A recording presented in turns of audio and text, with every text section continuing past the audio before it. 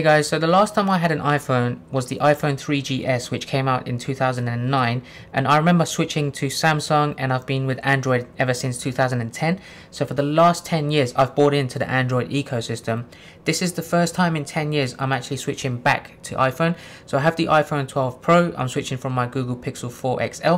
This video will cover a few topics. I've got a whole bunch of list of items of me and my experience of switching everything from the last 10 years of being an Android person over to being an iPhone person. So hopefully this video is useful to anyone else who's an Android user and wants to switch to the iPhone. These are some things you need to be aware of, some things to note. Maybe it might help you make a decision if this is the right thing to do, but it's not very easy to make that switch. So I'm going to cover things like how to back up and transfer everything you've had on your Android phone to iPhone. I've also covered things that you lose in terms of the functionalities and the features.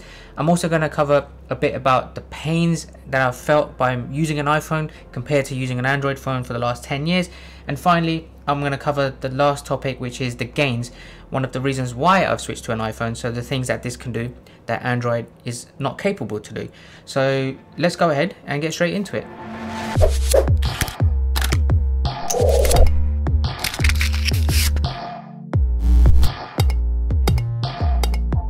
Okay, so starting off with just the backup and transfer items, the first thing I want to do is transfer all of my apps.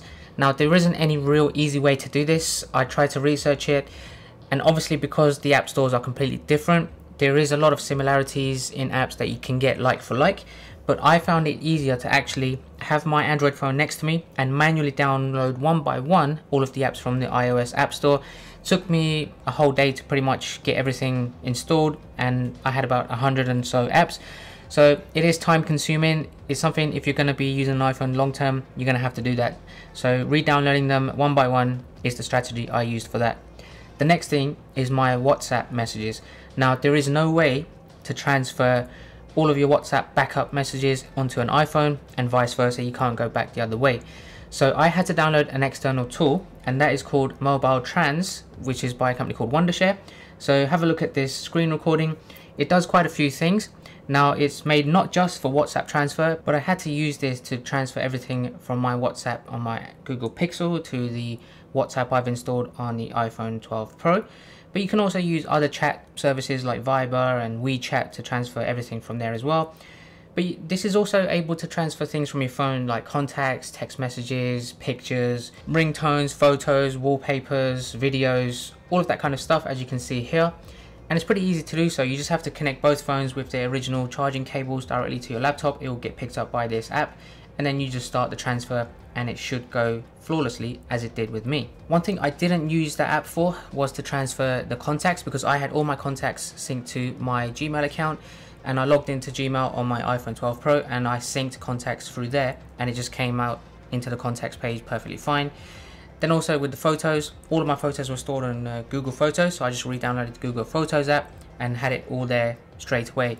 Now of course, having the photos appear onto the iPhone Photos app, it will sync to iCloud, which is not a major issue, but you'll have that duplication, so you'd have to get two syncs happening at the same time. So when you take a picture, it will sync to Google Photos and it will sync to iCloud, so that's something just to be aware of. And finally, the last thing was about the whole cloud service backup in general. So I pay premium for Dropbox and for Google Drive, and those were my backup solutions to the cloud for the last 10 years. Now I have signed up for iCloud, and I'm going to be using that. Well, I'm forced to use that actually for backing up everything, and they only give you 5 GB of free storage, and that pretty much ran out on the second day of using it because I was recording some 4K videos, and that pretty much maxed out, as well as the 100 applications I downloaded, my iCloud storage. So I had to upgrade, which actually wasn't too expensive, for the 50 GB storage, which was 79p per month. So I upgraded to that, but now I have 3 cloud storage accounts that I need to maintain. So those are the main things I need to cover about how to transfer everything over. If you have any specific questions about transferring anything from your Android phone to your iPhone, drop a comment, I'll try to help you out. So now let's move on to the things that I've lost since I've transferred to iPhone. So the first thing that I believe everyone is aware of is the loss of functionality on custom launchers, themes, icons, widgets, all of that kind of stuff. There's so much flexibility you can do on an Android. I used the custom launcher called Nova Launcher, and there was really cool gestures that you can even use in the launcher, which I used quite a lot. There was one where I can lock the screen by just pinching anywhere on the screen and it automatically locks. It was quick and easy rather than pressing the sleep button on the side of the phone. So obviously Apple is quite restrictive. You can't have custom app icons, custom themes. They've introduced widgets now in the new iOS, which is fine, but it's very, very limited in how you can be more flexible in arranging those widgets. Secondly, I used a lot of air gestures. Now this is specifically for the Google Pixel 4 XL. This is not for every Android phone, but I've used air gestures to basically, when you approach the phone without even touching it, it wakes up and it makes it quicker and easier to see any notifications you have on your lock screen, or to just quickly get into face unlock and get straight into your phone. But I also use this quite a lot to do air gestures for my music. So when I'm playing Spotify on the lock screen, all I have to do, as you can see here, is just swipe my hand over the screen and it will switch to the next song. Now I use this when I'm training at the gym as well, so my hands might be dirty, I might have gloves on, but all I have to do is wave in front and it just goes to the next song, and it makes it so much easier and more convenient, which I know I won't be able to do on an iPhone. The next thing I've lost is the functionality of my Galaxy Watch. So if you have an Android smartwatch, just remember that it would still pair with an iPhone, and you can get, for the most part, the top functionalities like notifications and calls coming through, which is absolutely fine, but there's a lot of things that it will be limited because of the Apple ecosystem and the OS that it runs on. So for example, I can't reply back with text messages, I can't use a keyboard to send text or send emails, that kind of stuff from my watch back to any person in my contacts list, and some other things that are just partially supported, but most important things, they still work fine. But again, I'm using this because it has great battery life compared to the Apple Watch, so I haven't bought into that just yet. But that's just to be aware of. So if you do have an Android smartwatch that works perfectly with your Android smartphone, you may have partial support when you switch over. Another thing that I always use is the always on display. So the lock screen on an Android is always on. I can see the clock and I can just see icons for specific notifications that are always there. The iPhone screen will always stay blank. I can't have an always on display, which I just found very convenient, so I'll just have to live without that for now. The other thing that I really don't like is on the iPhones, the battery percentage. You have to swipe down from the top to see the percentage, or what I've done now is I've created some widgets on the screens just to see what the percentage is, which is a bit pointless. They used to have the option to turn the battery percentage on all the time. They don't have that now in the new OS, so it's a tiny thing, but it does make a lot of difference when you can see how much battery you have left completely. The next thing I've lost is the power of USB-C charging. So everyone was hoping that the iPhone 12 would have USB-C. It has lightning ports still. Now I have cables all over the place that are USB-C, which would have made my life easier. They're around my house, they're upstairs in my bedroom, downstairs, in my car, in my office, wherever I go. It would have made things a lot easier, but now I have to buy more lightning port to USB-C cables to just cope with this phone's charging capabilities. It's not the biggest loss of functionality, but it just would have made things a lot easier if they had done that. And lastly, the final thing in the loss category is the ability to get to the camera by double pressing the power button on the side of the phone. I used to use that all the time to get quick access to my camera. Now I have to just hold down for a couple of seconds the camera shortcut on the lock screen on the iPhone. If they had the option to turn on that double press shortcut, or if there's any apps that would do that, I'd like to hear that, and that would be so much easier for me. But until then, I'll just make do. It's not the end of the world, and it's just something to be aware of. Okay, now let's move on to the pains. Now this is a category of things just to note. It's not specifically loss of functionality or anything like that. It's just annoying things that have occurred in my experience after the transfer. So starting off with the first one, I had to reset up all of my smart lights. So I have a lot of Philips Hue lights around the house, the light bulbs, the TV lights, whatever it may be. I need to resync them with my bridge and set them up again. But if you did an Android to Android transfer, all of those settings would have been synced already seamlessly. The second thing is logging into all of your apps again. So obviously I downloaded 100 apps manually. Most of them required an account, so I have to go back and remember what was the login details. I did forgot my password a few times, and just logging into things that require more than just a username and password, like banking apps. You need to go through a lot of security settings to re-log in and start using that again. But if you spend a whole full solid day just working on apps, going through one by one, then you can get it done. But just remember, that is a bit of a pain to do. Otherwise, all my passwords were synced to my Google account. I couldn't load it because I'm using an iCloud account to run the iPhone, so they weren't synced to that. That's just something to remember. Now speaking of the apps, the next thing is I did purchase some apps that I use quite frequently. Because they're on a completely different system, the different apps, I had to repurchase them. So if you do have something that you pay for, just note that you might need to pay for if it's not linked to a cloud account, then you may need to pay again to work on the iPhone. Then there's also the issues about reconnecting all of the other connected devices via Bluetooth. So whether that's all your headphones, you may have speakers. I've got some gimbals that I used with my phone. I had to reconnect all of them, set them up again. So that's just something else to remember. And finally, the last pain that I had was I've lost progress on a lot of the apps that I was using to track things like even gaming. I've played a lot of games where I'm on level 400 or whatever. All of them are gone. I use fitness apps as well. You lose your progress, you had to start again. If there's ways you can transfer and export backups from those apps and re-import them into an iPhone app, then that would be great, but I don't think that's going to be possible all of the time. So just be prepared that you may lose a lot of progress in some apps that you have.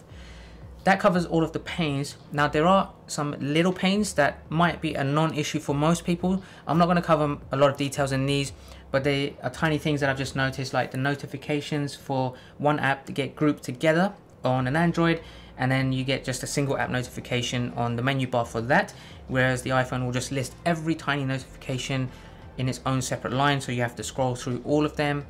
Then you also have things like the custom keyboard that I've downloaded for the iPhone, because I'm not a fan of the default keyboard. You can't have things like a dedicated comma key. You have to go into the second keyboard settings, press the comma, and then come back and then continue writing. So that's 3 taps as compared to 1.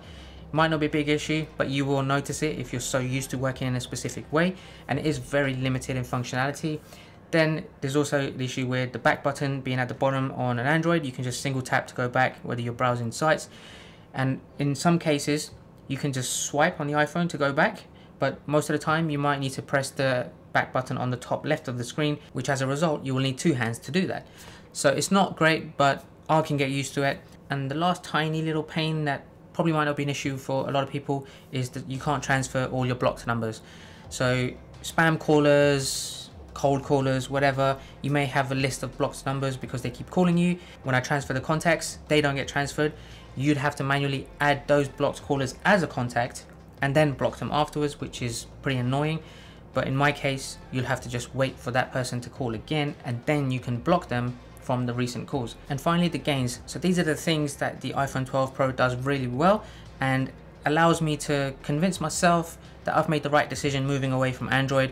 A couple of these might be the reasons why I've decided to go back to iPhone, but it's something that you guys might sway you into convincing you that maybe iPhone is the right choice to do.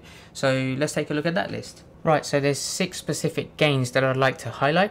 The first one is the HDR video recording on the iPhone 12 Pro with Dolby Vision. Now, as a content creator, as a YouTuber, video is a big part of the things that I do. So having the capability of recording awesome video wherever I go, having that in my pocket is something I value so much. So having the quality of this video with the stabilization that I've tested on it, I feel like I can just leave my mirrorless camera behind and not have any worries that I'm not going to get any good footage. I've tested this. Check out my previous iPhone 12 camera review.